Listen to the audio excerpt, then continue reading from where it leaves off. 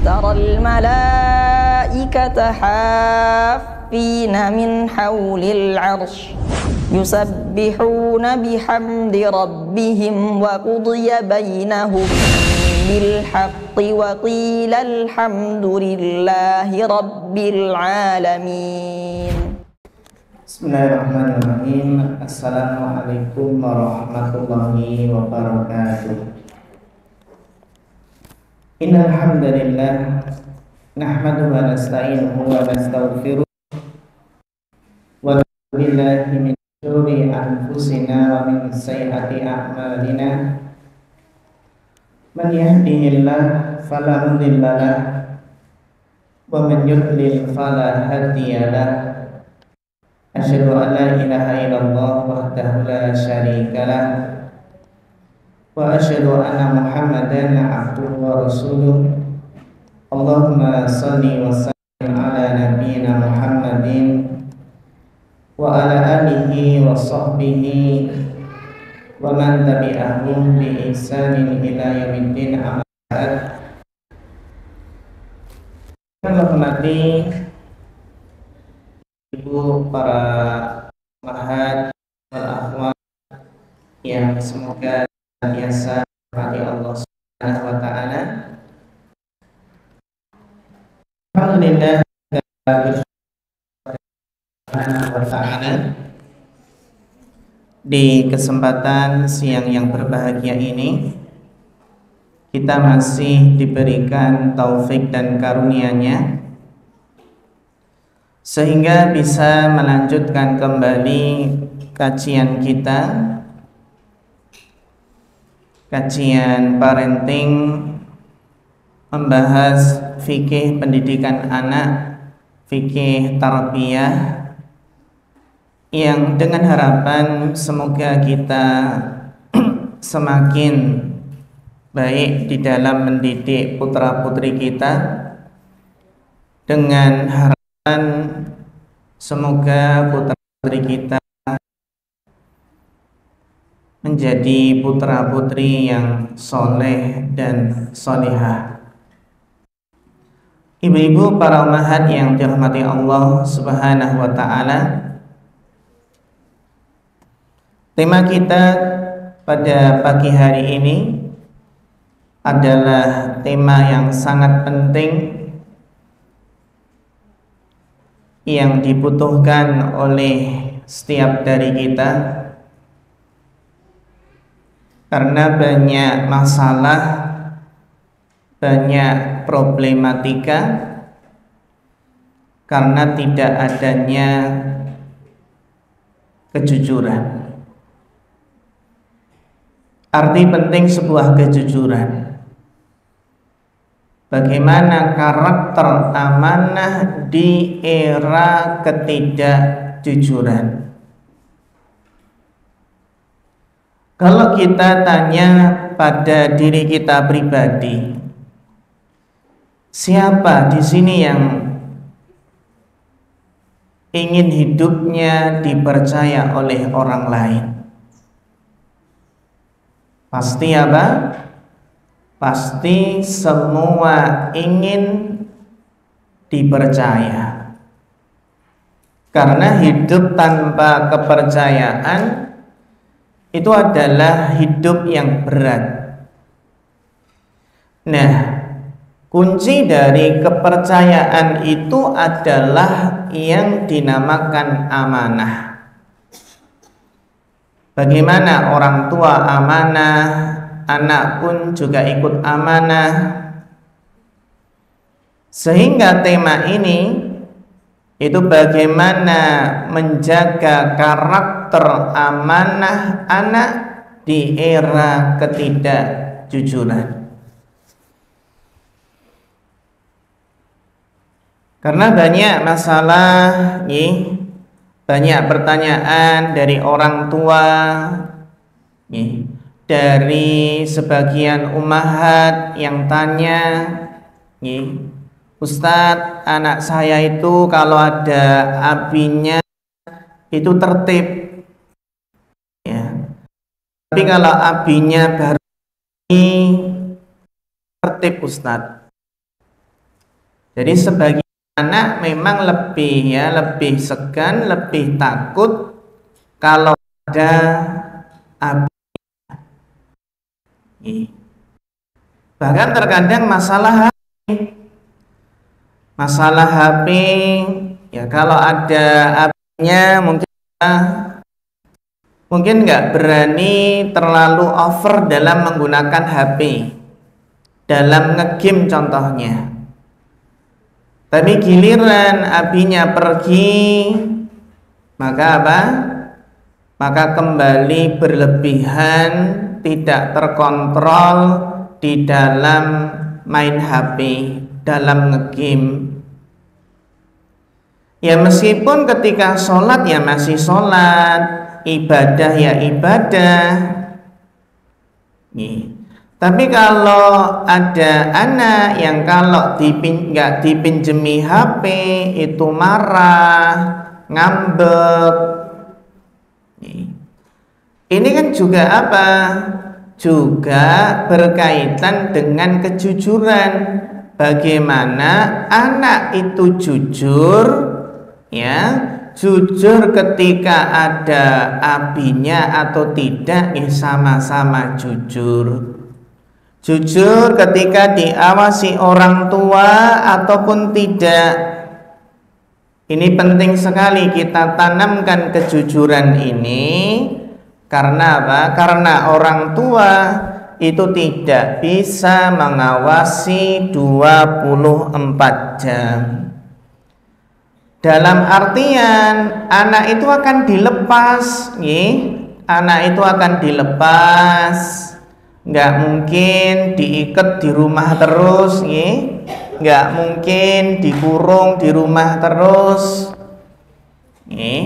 Maka perlu kita bekali dengan amanah, perlu kita bekali dengan kejujuran. Ini agar kita nanti tidak banyak masalah dalam mengatasi anak-anak itu. Kadang itu anak kecil itu sudah berani berbohong kepada orang tuanya. Kenapa? Karena mungkin anak kecil takut nanti kalau mengatakan dengan jujur nanti takut dimarahi uminya. Justru kita motivasi, nggak apa-apa, kamu bicara saja yang jujur. Daripada kalau ketahuan bohong nanti umi tambah marah besar. Jadi kejujuran itu perlu diapresiasi.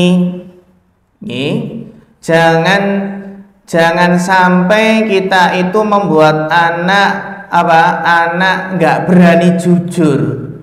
Anak nggak berani jujur atau anak itu takut kalau mengatakan sebenarnya. Justru perlu kita motivasi. Bagaimana anak itu berani berkata yang benar, berani jujur, ya, meskipun harus menghadapi konsekuensinya. Karena berani jujur, namanya jujur itu adalah berkaitan dengan akhlak yang lain. Jujur itu berkaitan dengan akhlak keberanian. Karena memang kejujuran itu membutuhkan syaja'ah, membutuhkan keberanian. Nah, ini PR kita. Kita hidup di mana di era ketidakjujuran itu sudah dianggap perkara yang biasa. Banyak orang bohong, nggak jujur dalam akidahnya, tidak jujur dalam ibadahnya, nggak jujur dalam muamalahnya, bahkan tidak jujur dalam akhlaknya. Para ulama itu menjelaskan, janjane jujur niku napa toh? Jujur. Nih, kalau orang cedal mengatakan apa? Jujul. Jujul niku napa, Bu? Oh, jujul. Jujul itu kelebihan nggih. Jujul. Jujur itu artinya napa? Jujur niku selaras. Selaras antara berita dengan kenyataan yang ada. Jadi antara kabar, antara berita itu selaras dengan kenyataan yang ada. Jadi kalau suatu berita, suatu pernyataan tidak sesuai dengan realita, nggak sama dengan kenyataannya, maka itu dikatakan dusta. Dan jujur ini bermakna luas. Jangan hanya dipahami kalau jujur itu hanya sekedar ucapan. Enggak. Jujur itu enggak cuma ucapan. Jujur itu bisa jujur dalam hati, jujur yaitu kejujuran niat, bisa kejujuran ucapan dan kejujuran perbuatan. Insya Allah mangke napa kita bahas macam-macam napa kejujuran. Tapi sebelum membahas macam-macam kejujuran, anak itu perlu kita motivasi biar jujur, ya, biar jujur. Diawasi atau tidak, biar jujur. Maka perlu apa? Perlu kita jelaskan keutamaan kejujuran. Ya, Nabi kita Muhammad sallallahu alaihi wasallam menganjurkan umatnya untuk selalu jujur. Karena jujur itu adalah muqaddimah. Jujur muqaddimah akhlak mulia yang akan mengarahkan pemiliknya, pemilik kejujuran kepada akhlak mulia tersebut. Sebagaimana sabda Nabi sallallahu alaihi wasallam, "Alaikum bisidqi." Hendaklah kalian senantiasa jujur. Kenapa? Fa inna sidqa yahdi ilal birri. Karena sesungguhnya kejujuran itu membawa kepada kebaikan. Jujur membawa kepada kebaikan. Wa innal birra yahdi ilal jannah.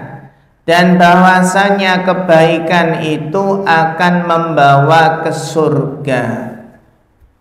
Jadi keutamaan orang yang jujur adalah akan dimasukkan ke dalam surga. Siapa yang ingin masuk surga, maka harus jujur. Kalau nggak jujur, nggak akan masuk surga. Orang munafik contohnya. Orang munafik nggak akan masuk surga. Kenapa? Karena nggak jujur, hatinya nggak jujur. Niki, Rasulullah juga memperingatkan dari kebohongan, dari kedustaan. Wa iyyakum wal kadhiba. Hayo, hati-hati dari kebohongan, dari kedustaan. Fa innal kadhiba yahdi ilal fujur. Karena sesungguhnya kebohongan itu membawa kepada kefajiran, keburukan. Wa innal fujura yahdi ilan nar. Dan kefajiran, keburukan itu akan membawa kepada neraka. Orang itu kalau terbiasa bohong, dusta, nggak jujur, ancamanipun apa? Ancamannya adalah neraka. Ini nggak main-main.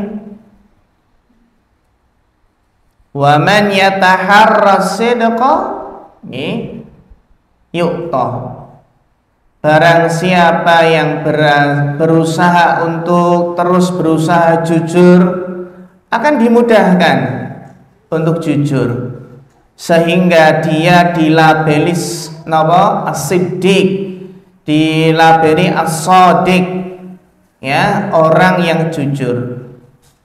Tapi kalau orang terbiasa bohong, maka dia akan dilabeli dengan kadzib, dengan orang yang pendusta.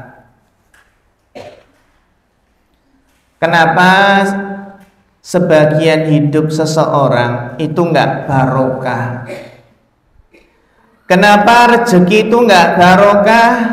Kenapa hidup seseorang enggak barokah? Jawabannya di antara sebabnya adalah karena kurang jujur. Karena kurangnya kejujuran. Sebagaimana sabda Nabi SAW, fa in sadaqa wa bayyana burikat lahuma fi bai'ihima. Jika penjual dan pembeli sama-sama jujur, menjelaskan apa adanya, enggak menutupi kekurangannya, enggak menutupi aib satu barang, maka akan diberkahi jual belinya, rezekinya barokah. Wa in kadzaba wa katama, tapi kalau bohong, tidak jujur, menyembunyikan cacat atau aib suatu barang, muhiqat barokatu bai'ihima, maka akan dihapus, akan dihilangkan keberkahan dalam jual belinya, rezekinya jadi enggak barokah. Ini rezekinya enggak barokah. Dan ini arti pentingnya sebuah kejujuran. Kenapa kita jujur? Kenapa anak harus jujur? Jadi jujur ini penting karena kejujuran itu kunci masuk surga. Kejujuran itu kunci keberkahan, kunci kebahagiaan di dunia dan di akhirat. Sedangkan orang yang sengsara adalah orang yang bermuka dua. Orang yang bermuka dua, pakai topeng, niku nggak akan bahagia, nggak tenang hidupnya. Saat ini macam-macam kejujuran. Nah ini penting. Macam-macam kejujuran ini ada 5. Ini yang perlu kita tanamkan kepada anak-anak kita. Macam-macam kejujuran ada 5. Yang pertama adalah jujur dalam niat. Napa? Jujur dalam niat. Jujur dalam niat ini berarti kembali kepada keikhlasan. Jujur dalam niat itu adalah ikhlas.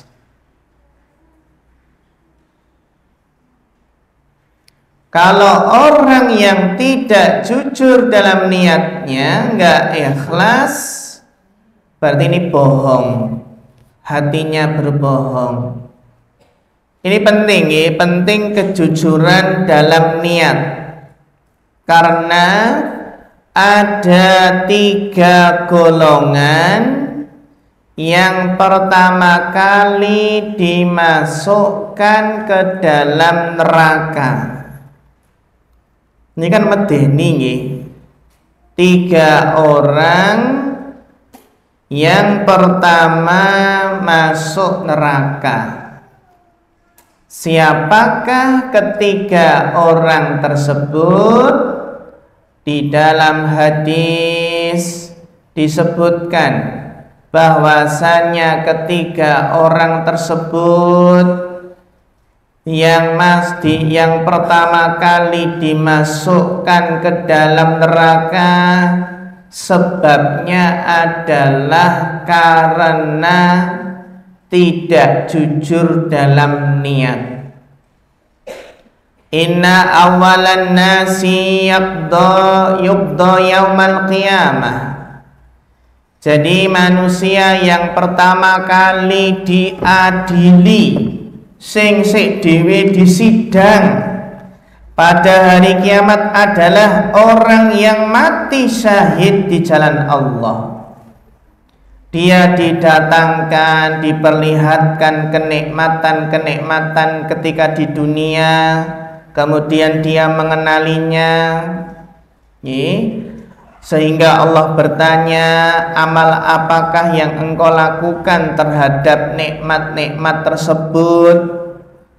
Hamba tersebut menjawab, ya Allah, saya berperang ini semata-mata karena engkau ya Allah, sehingga aku ingin mati syahid. Allah menjawab, kadzabta, kamu dusta, kamu bohong. Walakinnaka qatalta liyuqala jari. Kamu bohong, tapi kamu itu berperang supaya dikatakan seorang yang pemberani, yang gagah berani, naik kuda, bawa pedang, membunuh musuh yang banyak. Akhirnya apa? Orang tersebut diseret oleh malaikat, diseret di atas mukanya dalam keadaan tertelungkup, ngoten nggih, diseret mukanya di bawah ngoten, terus diuncalke teng neraka, dilempar ke neraka. Padahal jihad di jalan Allah ning tidak jujur niatnya. Kemudian kelompok yang kedua yang diadili, pertama adalah seorang yang menuntut ilmu dan mengajarkan Al-Quran. Kemudian didatangkan, diperlihatkan nikmat-nikmatnya, dia mengakuinya. Kemudian Allah bertanya, niatnya karena apa gitu nggih? Orang tersebut menjawab, ya Allah, saya ini menuntut ilmu, saya mengajarkan Al-Quran karena engkau semata ya Allah. Maka Allah menjawab, kadzabta, kamu dusta, kamu bohong, ya? Kamu dusta, kamu bohong. Walakinnaka ta'allamtal ilma liyuqala alim.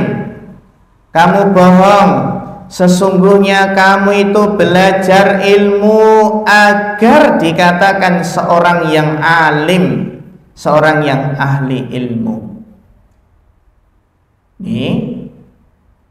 Wa qara'tal Qur'ana liyuqala qari.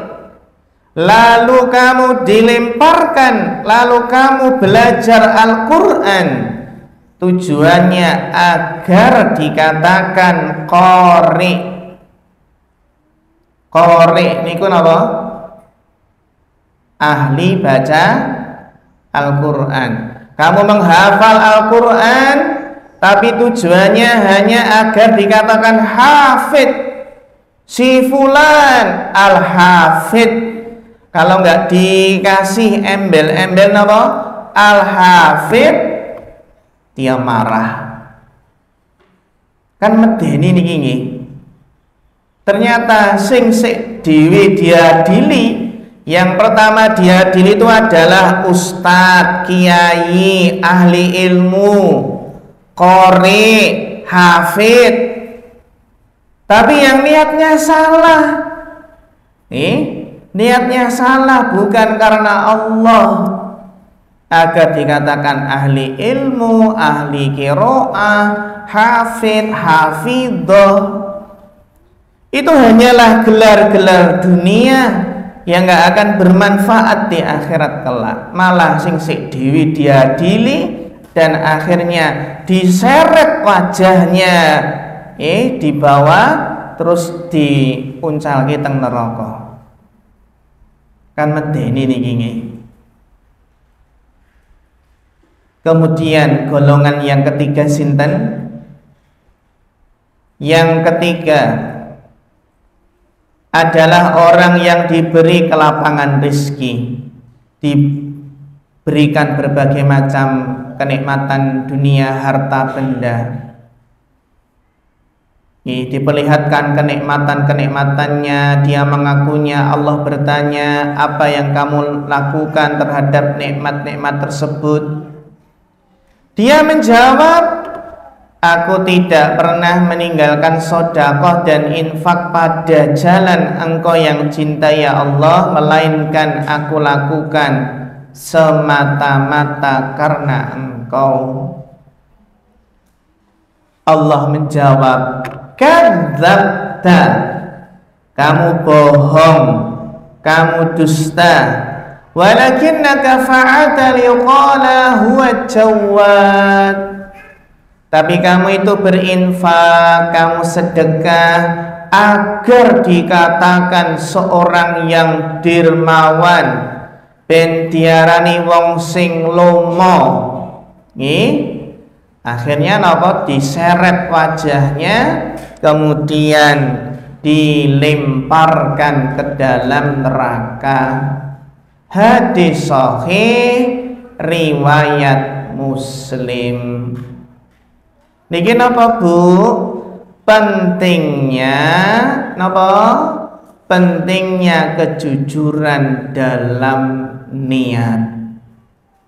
Seperti tadi nggih, golongan yang kedua itu kan sebenarnya kaum yang dimuliakan Allah, diberi kesempatan belajar, menuntut ilmu, diberi kesempatan mondok, mengajarkan Al-Quran, mampu membaca Al-Quran dengan baik, mempelajarinya, tapi enggak bersyukur. Tapi justru apa? Niatnya enggak jujur. Niatnya telah dipalingkan dan dihiasi oleh setan, sehingga dia berbuat riya, dia pamer dengan ilmunya di hadapan manusia, agar dapat pujian, agar dapat kedudukan, harta, jabatan. Mereka enggak sadar bahwa Allah melihat, Allah mengetahui rahasia yang tersembunyi dalam hati mereka.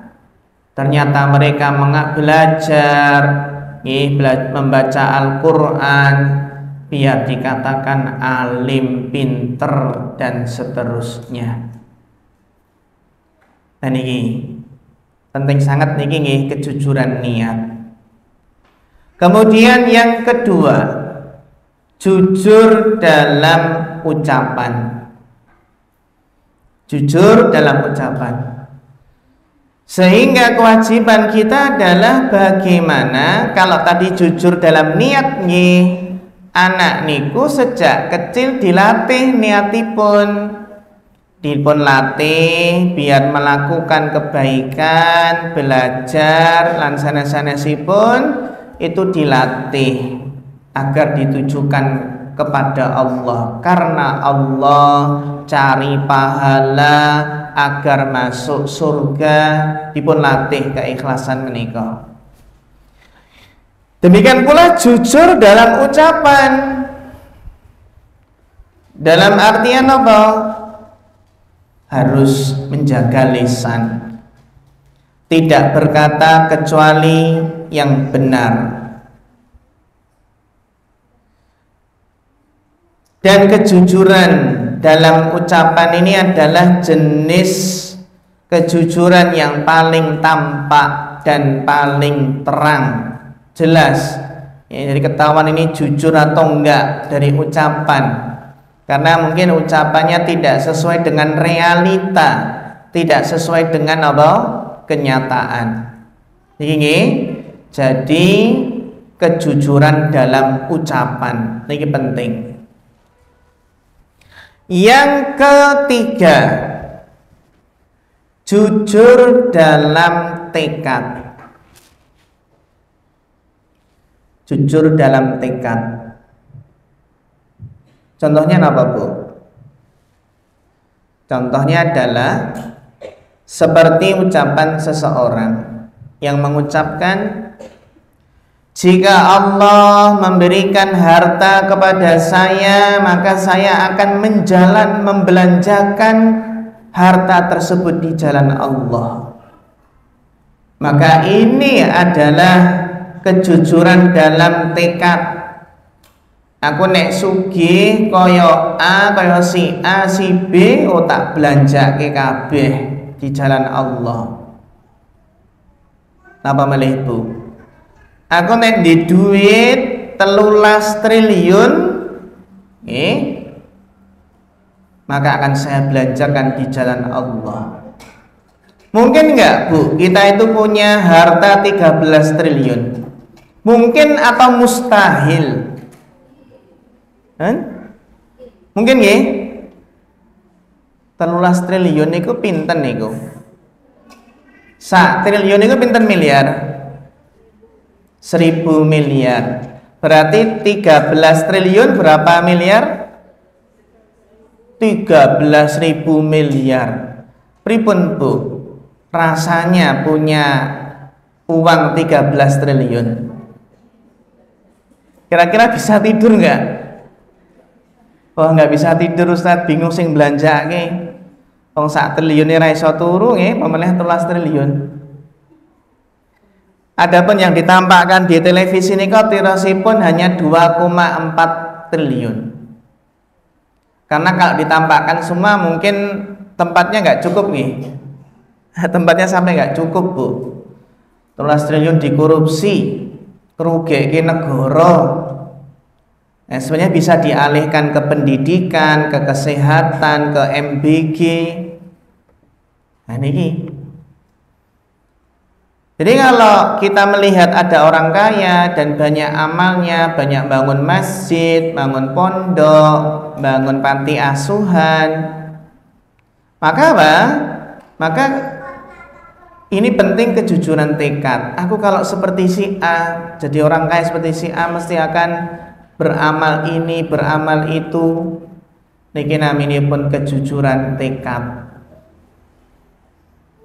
Termasuk kejujuran tekad adalah kejujuran dalam memenuhi janji, termasuk kejujuran dalam bayar hutang.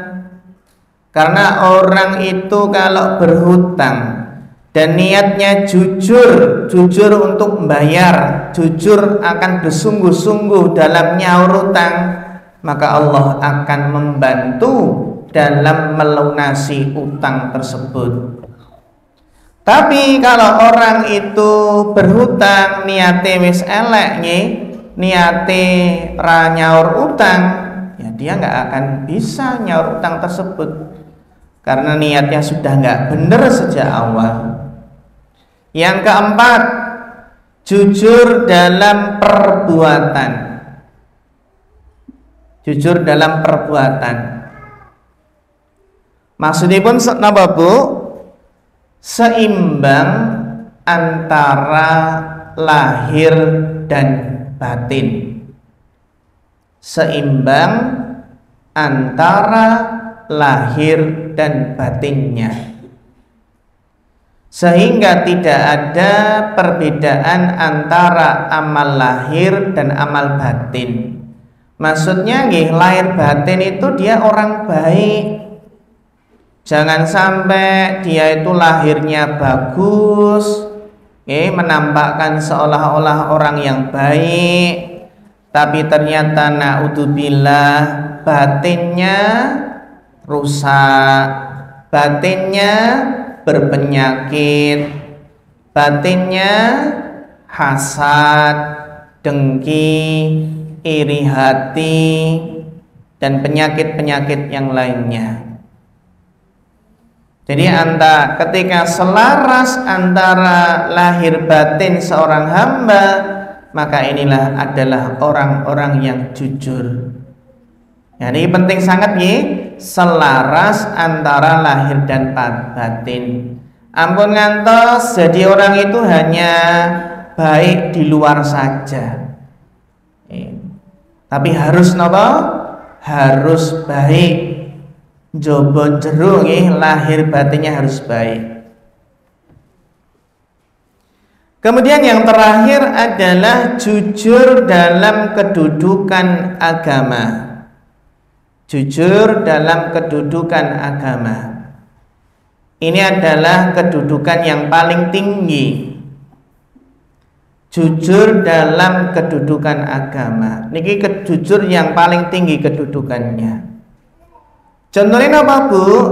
Jujur dalam rasa harap kepada Allah. Jujur dalam berharap kepada Allah. Contoh sanesipun jujur dalam takut kepada Allah. Jujur dalam kecintaannya kepada Allah, dalam rasa harapnya kepada Allah, jujur dalam rasa takutnya kepada Allah, jujur dalam tawakalnya kepada Allah. Ini adalah kejujuran dalam kedudukan agama. Jujur inilah kedudukan yang paling tinggi.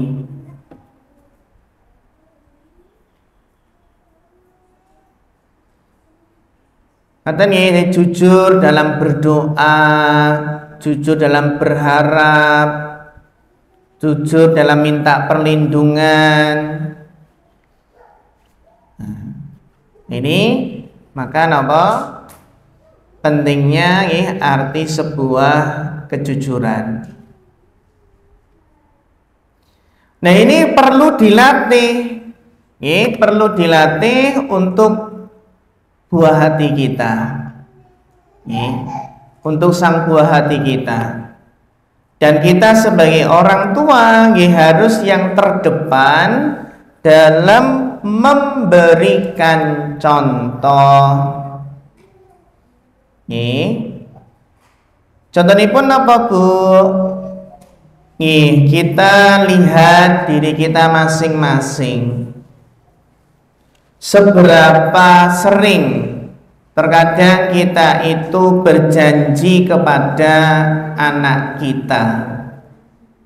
Kalau kita janji kepada anak, maka pertanyaannya adalah sejauh mana kita di dalam menepati janji ketika berjanji kepada anak. Jangan hanya jadi seorang ibu yang mengobral janji. Nah, nanti kalau gini Bu kasih ini berjanji nih. Tapi tidak tidak ditepati janjinya. Apalagi zaman sekarang, bentuk-bentuk ketidakjujuran itu banyak sekali. Di era ketidakjujuran, coba sekarang kita lihat nih. Kita ini kan hidup di era yang serba cepat. Serba apa? Cepat. Kereta saja saat ini enten kereta apa? Wus. Kereta Wus Jakarta Bandung. Saat ini terasipun enten dilanjutke pun Bu. Kereta Wus bar Jakarta Bandung terus Jakarta apa? Jakarta Surabaya. Apa Jakarta bahkan sampai Banyuwangi ngoten nggih. Di zaman yang serba cepat. Kita hidup di zaman yang serba digital saat ini. Tapi terkadang ini kita hidup di zaman yang terkadang bisa diistilahkan zaman bisa diatur. Oh, gampang bisa diatur. Nah, ini ujiannya di sini. Yang kerja di tempat kerja, ya, yang bekerja itu bisa memanipulasi laporan. Sing kerja memanipulasi laporan. Yang di sekolah anak-anak pun terbiasa mencontek. Ini bukan hal yang ringan nih. Mencontek, jiplak, nurun kancane. Kadang malah bangga bisa nyontek nggak ketahuan gurunya. Yang di medsos pun juga gitu nih. Yang di medsos ada yang membuat citra palsu. Citra palsu itu menampakkan orang soleh, tapi dia ternyata buaya darat. Menampakkan orang soleh ternyata penipu. Gondol duitnya wong liya nggih. Di keluarga ada juga ketidakjujuran di keluarga. Kapan itu? Ketika di keluarga kadang janji tidak ditepati. Ketika apa? Janji tidak ditepati.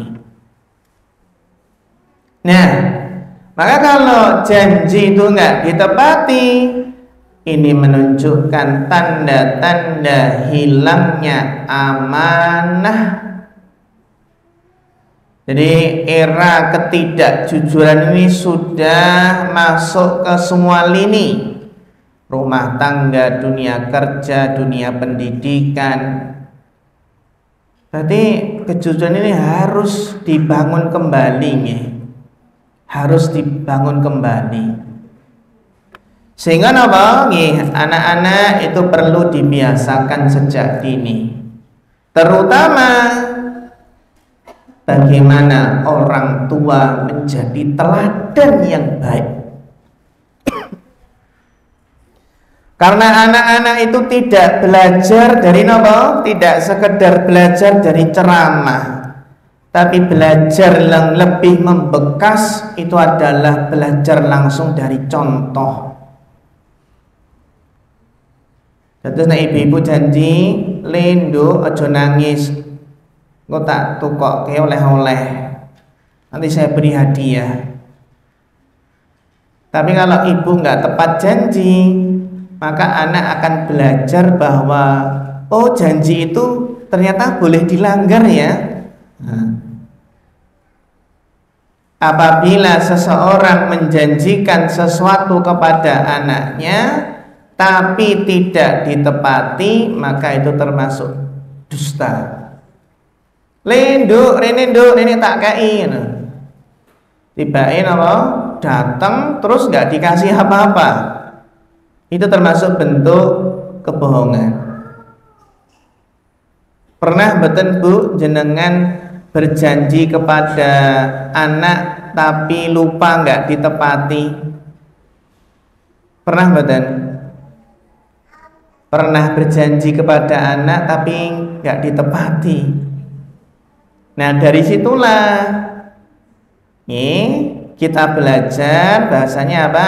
Kita tahu anak itu ternyata meniru apa yang dilihat.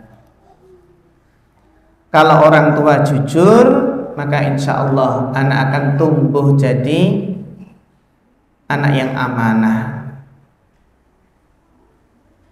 Kemudian tips yang kedua adalah latih tanggung jawab kecil. Tanggung jawab kecil, kita paringi tanggung jawab. Contohnya apa? Kita berikan uang untuk belikan sesuatu. Kita berikan tugas untuk apa? Membeli sesuatu, kira-kira kembaliannya bagaimana? Dikembalikan ke ibu enggak atau malah nggo jajan? Ya. Kita latih dengan tanggung jawab yang ringan. Karena ini membangun jiwa amanah dan kejujuran. Juga pentingnya lingkungan yang mendukung. Jadi sekolah, guru, teman itu harus jadi lingkungan yang benar-benar menghargai kejujuran. Kadang kita ini kadang kurang menghargai anak yang jujur. Ini penting sekali nih. Masya Allah kamu nak jujur nak, Masya Allah ibu berapresiasi, ibu kasih hadiah. karena kamu Masya Allah anak yang sangat jujur. Nih, dalam dunia pendidikan terkadang anak yang jujur tapi dikasih nilai yang lebih rendah, kasih nilai yang lebih rendah daripada anak yang curang. Padahal harus kita beri apresiasi, karena inilah yang membentuk karakter, bukan hanya nilai angka. Ini maka perlu dikuatkan masalah ini, masalah kejujuran, amanah di tengah godaan dunia di zaman sekarang ini. Maka perlu perkuat iman, merasa diawasi Allah, biasakan jujur meskipun kecil, biasakan jujur meskipun kecil, dimulai dari hal yang kecil, dimulai dari hal yang sederhana. Kalau salah, akui salah. Kalau janji, ditepati. Kalau diberi tugas, jangan ditunda. Jadi kita biasakan. Demikian pula kita bangun budaya saling percaya antara suami istri, saling percaya, jangan saling curiga. Jangan saling apa? Curiga. Kalau suami biasanya nggak pakai minyak wangi, lupa nggak pakai minyak wangi. Terus tiba-tiba kok tumben suami ibu semprot kanan semprot kiri pakai minyak wangi, curiga mboten Bu? Bojoku biasanya ramah semprot-semprotan kok iki semprotan. Arep nyandi ngoten nggih. Nah. Jadi pentingnya saling percaya. Saling terbuka. Termasuk masalah HP. HP ibu enten passwordipun mboten? Enggak ada. Masya Allah. Berarti terbuka nggih. Masya Allah. Sebenarnya HP itu perlu di password mboten toh Bu? Tergantung niatnya nggih. Kalau niatnya itu untuk nggak dimain anak nggak apa-apa. Tapi kalau niatnya biar suami nggak tahu, udah lagi nih.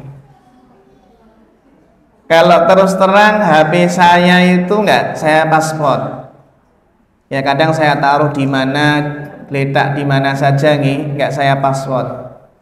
Tapi kelemahannya apa?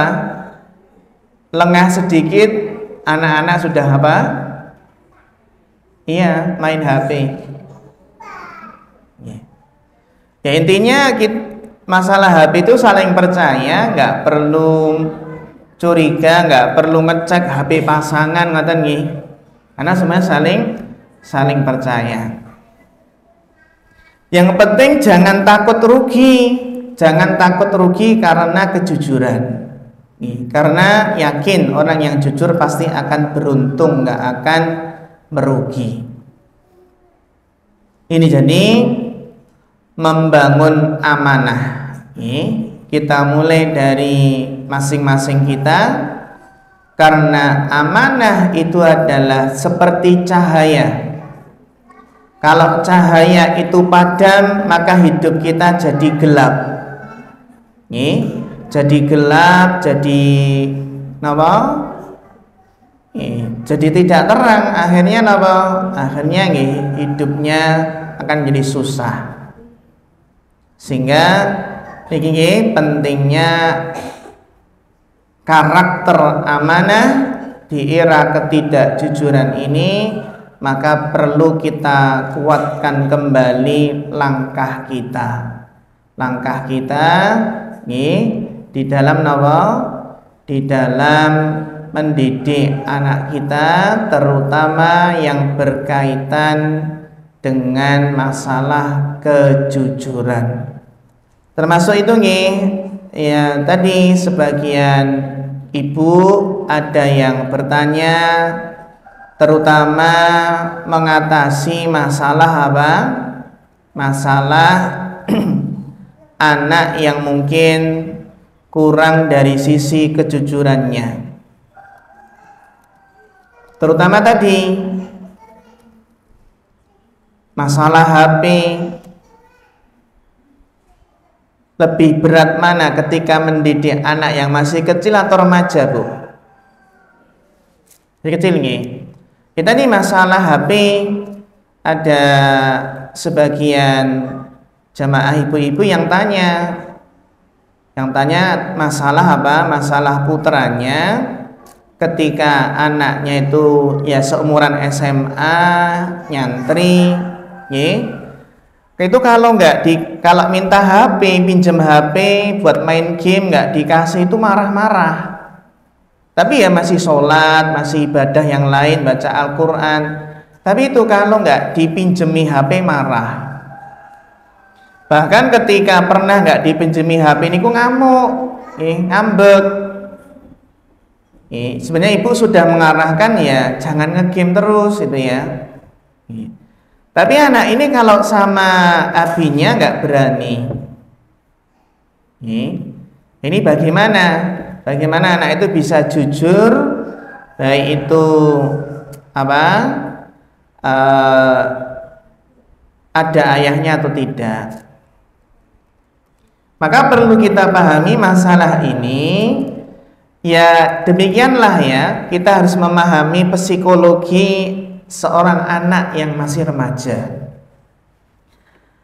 Dan ini kalau kita kaitkan dengan psikologi, usia remaja itu memang usia yang sedang kuat-kuatnya keinginan dan kuat-kuatnya emosinya. Nah, seperti ini perlu apa? Keinginan yang kuat, emosi yang kuat, itu tetap perlu diarahkan dengan penuh kelembutan tapi tegas. Contohnya apa, Bu? Buat aturan yang jelas. Buat aturan yang jelas, HP hanya boleh dipakai di waktu tertentu.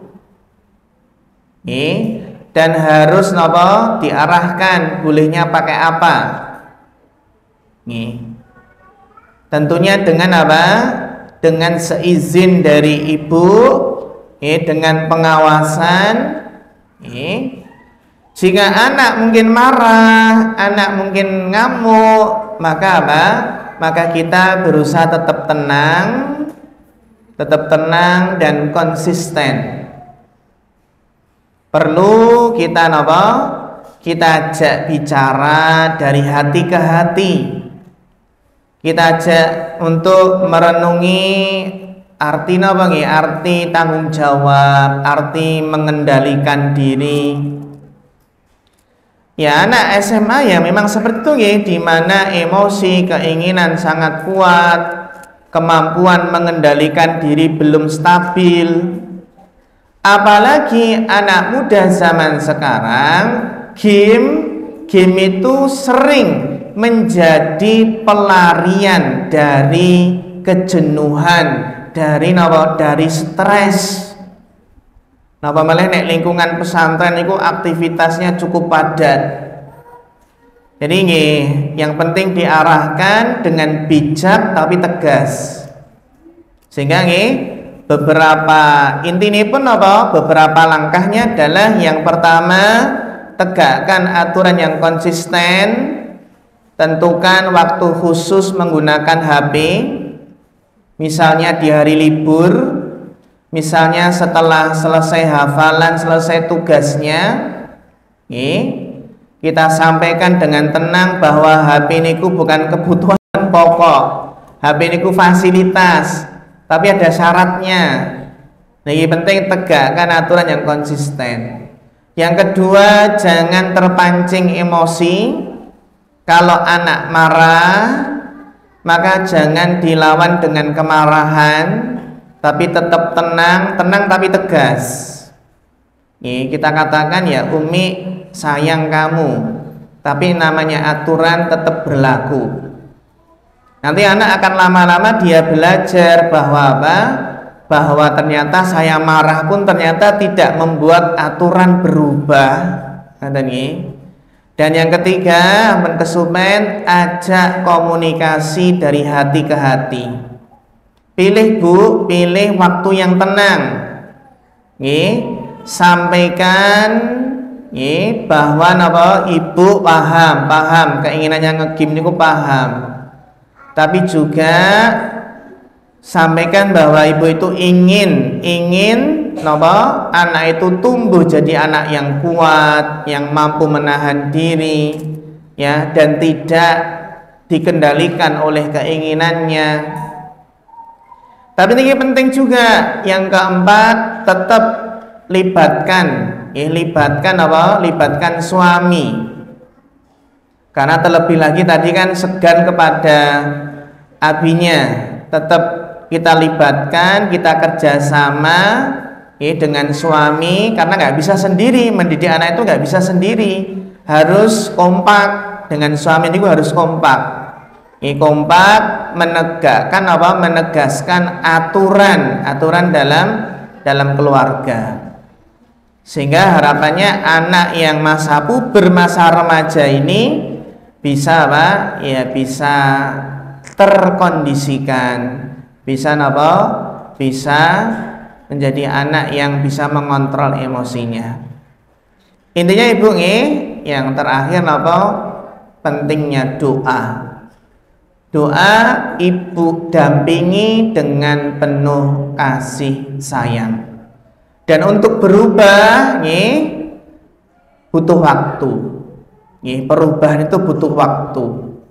Doa orang tua di waktu yang mustajab itu sangat besar pengaruhnya. Doa orang tua di waktu mustajab di sepertiga malam itu sangat besar pengaruhnya. Yaitu perilaku yang sebenarnya masih tahap wajar sih, namanya anak muda ya, masa-masa SMA ya seperti itu. Yang penting tetap harus dibimbing dengan ketegasan, kesabaran, dan doa. Ibu-ibu yang sakit kita bahas ing kesempatan menika, mugi-mugi bermanfaat. Sebelum kita akhiri, wonten pertanyaan mboten?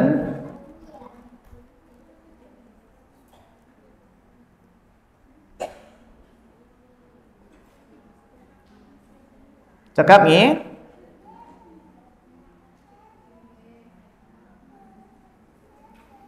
Nggih, makaten ibu-ibu yang saged kita bahas ing kesempatan menika, mugi-mugi bermanfaat. Wonten kekuranganipun mohon maaf, kita cukupkan. Fanas'alullah ta'ala al-huda wat tuqa wal afafa wal ghina. Fa akhirul kalam, wassalamualaikum warahmatullahi wabarakatuh.